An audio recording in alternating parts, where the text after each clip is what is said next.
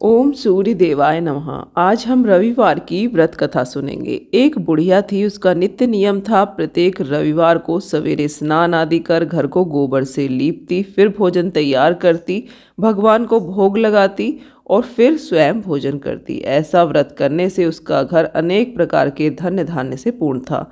श्री हरि की कृपा से घर में किसी प्रकार का दुख नहीं था। बुढ़िया गऊ का गोबर अपनी पड़ोसन के यहाँ से लाया करती थी, क्योंकि बुढ़िया के पास कोई गाय नहीं थी।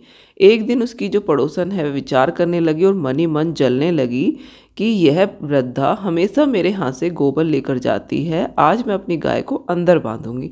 अगले दिन से उसने अपनी गाय को अंदर बांधना शुरू कर दिया। अब बुढ़िया को गोबर नहीं मिला तो उसने आंगन भी नहीं लीपा। रविवार के दिन ना ही उसने भोजन बनाया, ना आंगन लीपा और स्वयं भी बिना कुछ खाए निराहार ऐसे ही व्रत किया। रात्रि हो गई और रात्रि में वो ऐसे ही भूखी प्यासी सो गई। रात्रि में भगवान ने उसे स्वप्न दिया और भोजन ना बनाने तथा भोग ना लगाने का भेद पूछा। वृद्धा ने गोबर ना मिलने का कारण सुनाया। तब भगवान ने कहा कि माता, हम तुमको ऐसी गौ देते हैं जिससे सभी इच्छाएं पूर्ण होती हैं, क्योंकि तुम हमेशा रविवार को गौ के गोबर से लीप कर भोजन बनाकर मेरा भोग लगाकर खुद भोजन करती हो। इससे मैं खुश होकर तुम्हें यह वरदान देता हूँ। स्वप्न में ऐसा कहकर भगवान तो अंतर्ध्यान हो गए और जब वृद्धा की आंख खुली तो वह क्या देखती है कि आंगन में एक अति सुंदर गौ और उसका बछड़ा बंधे हुए हैं।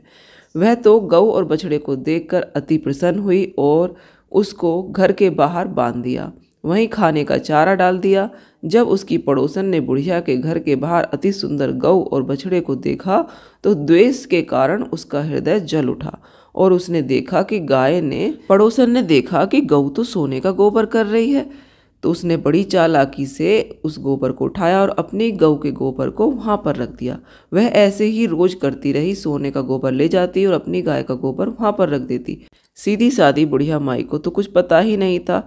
तब सर्वव्यापी ईश्वर ने सोचा कि चालाक पड़ोसन के कर्म से बुढ़िया ठगी जा रही है, तो ईश्वर ने संध्या के समय अपनी माया से बड़ी जोर से आंधी चला दी। इससे बुढ़िया ने अंधेरे के भय से अपनी गऊ को घर के अंदर बांध लिया। प्रातःकाल जब वृद्धा ने देखा कि गऊ तो सोने का गोबर कर रही है तो उसके आश्चर्य की सीमा न रही।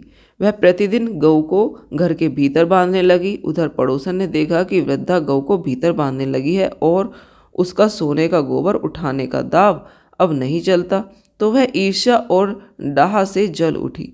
कुछ उपाय न देख पड़ोसन ने उस देश के राजा की सभा में जाकर कहा, महाराज, मेरे पड़ोस में एक वृद्धा के पास ऐसी गऊ है जो आप जैसे राजाओं के योग्य है। वह नित्य सोने का गोबर देती है, आप उस सोने से प्रजा का पालन करिए। वह वृद्धा भला इतने सोने का क्या करेगी? राजा ने यह बात सुन अपने दूत को वृद्धा के घर गऊ लाने की आज्ञा दी। वृद्धा प्रातः ईश्वर का भोग लगा भोजन ग्रहण करने ही जा रही थी कि राजा के कर्मचारी गऊ खोल कर ले गए। वृद्धा काफी रोई चिल्लाई, किंतु कर्मचारियों के समक्ष कोई क्या कहता।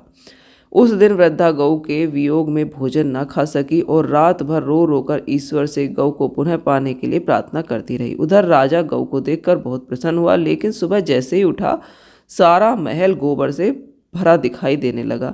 राजा यह देखकर घबरा गया। रात्रि में भगवान ने राजा को स्वप्न में कहा, हे राजा, गाय वृद्धा को लौटाने में ही तेरा भला है। उसके परिवार के व्रत से प्रसन्न होकर मैंने उसे गऊ दान दी थी। प्रातः होते ही राजा ने वृद्धा को बुलाकर बहुत से धन के साथ सम्मान सहित गऊ बछड़ा लौटा दिया और उसकी पड़ोसन को उचित दंड दिया। इतना करने के बाद राजा के महल से गंदगी दूर हुई।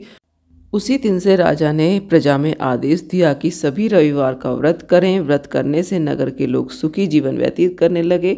कोई भी बीमारी तथा प्रकृति का प्रकोप उस नगर पर नहीं होता था। सारी प्रजा सुख से रहने लगी। बोलिए सूर्यदेव भगवान की जय।